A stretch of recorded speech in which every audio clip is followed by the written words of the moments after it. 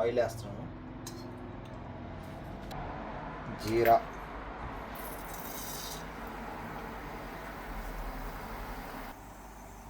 Blast అవుతుంది,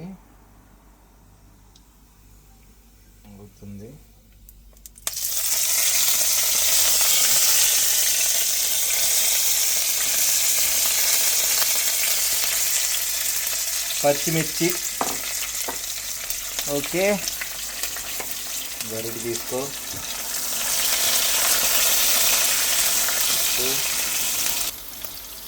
onion మొత్తం వేసేసుకోవాలి. మొత్తం ఇలా కట్ చేసుకున్న, చిన్నగా కట్ చేసుకోవాలి ఆనియన్. సో దీంతో పాటు ములక్కాడ కూడా వేసేసుకోవాలి. ములక్కాడ వేసుకొని ఇక్కడ పెడదాం కాసేపు. ఫస్ట్ ఉప్పు వేస్తున్నాను, జస్ట్ 2 చెంచాలు ఉప్పు. మళ్ళీ లాస్ట్లో మనం చెక్ చేసుకోవచ్చు. పసుపు దీంతో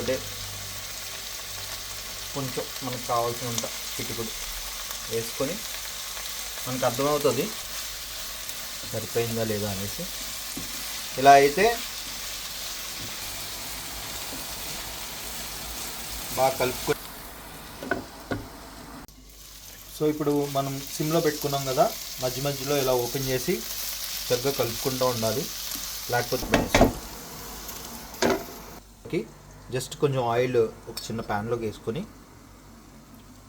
దాంట్లో ఆయిల్ వేసుకున్న తర్వాత కొంచెం పసుపు, జస్ట్ లైట్గా కొంచెం కారం, కొంచెం ఉప్పు అలా వేసేసుకొని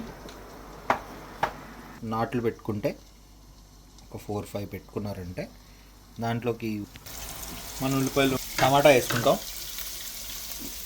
ఉల్లిపాయ దగ్గరికి అయింది కాబట్టి సో టమాటా మొత్తం వేసేసుకొని ఒక 3 స్పూన్లు కారం,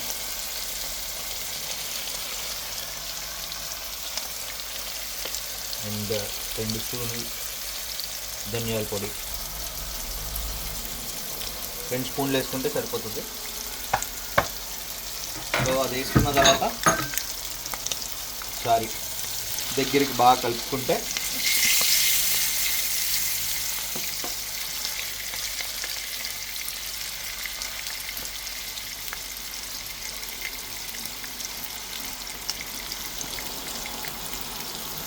బాగా కలుపుకున్న తర్వాత కాసేపు మూత పెట్టేసుకుందాం. ఇంకా మన కూర సిమ్లోనే ఉంది. సో ఎగ్స్ ఇంక తీసేసి పక్కన పెట్టేద్దాం. స్టవ్ ఆపి లైట్గా హాఫ్ కొత్తిమీర వేసుకుందాం, జస్ట్ కూరకు పట్టేటట్టు. సో టమాటా ఉడికిపోయింది. మనకు కావాలంటే ఈ స్టేజ్లో కూర దించేసుకోవచ్చు దగ్గరగా తినాలంటే. కానీ లైట్గా హాఫ్ కప్ వాటర్ వేసుకుని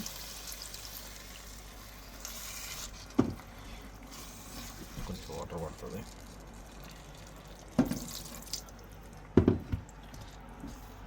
సో దీంట్లో ఇప్పుడే ఎగ్స్ వేసేయాలి. 4 ఎగ్స్ దాంట్లోకి వేసేసి ఎగ్స్ని దాంట్లో ఉడకనిస్తే ఇదే సిమ్లో కంటిన్యూ చేస్తాం. 5 మినిట్స్లో కూర అయిపోతుంది. కూర అయిపోయింది. సో జస్ట్ కొత్తిమీర వేసుకొని, కూర అయిపోయిందని మనకి ఎలా తెలుస్తుంది అంటే నూనె వదిలేస్తుంది.